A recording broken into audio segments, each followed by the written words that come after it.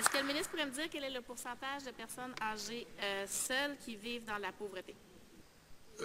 À la suite des mesures prises depuis 2006, les aînés et les pensionnés reçoivent des allègements fiscaux ciblés additionnels d'environ 3 millions de dollars par année. Ces mesures comprennent l'augmentation de 2 000 dollars du montant de crédit en raison de l'âge, l'instauration de fractionnement de revenus de pension.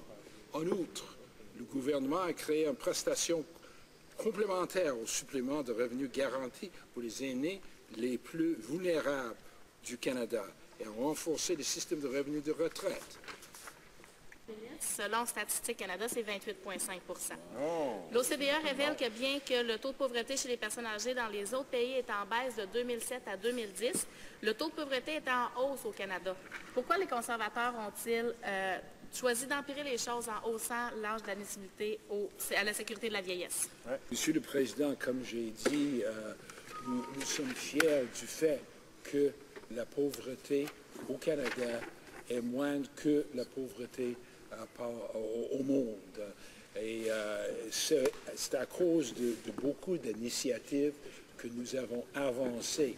Nous avons un système d'impôt très progressif et on a éliminé 1 million de personnes de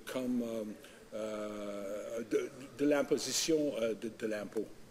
Une fois que les changements concernant l'admissibilité à la sécurité de la vieillesse seront entièrement mis en œuvre, combien ces changements vont coûter aux aînés? La Commission économique du 2015 propose diverses initiatives pour aider les aînés, dont les suivants.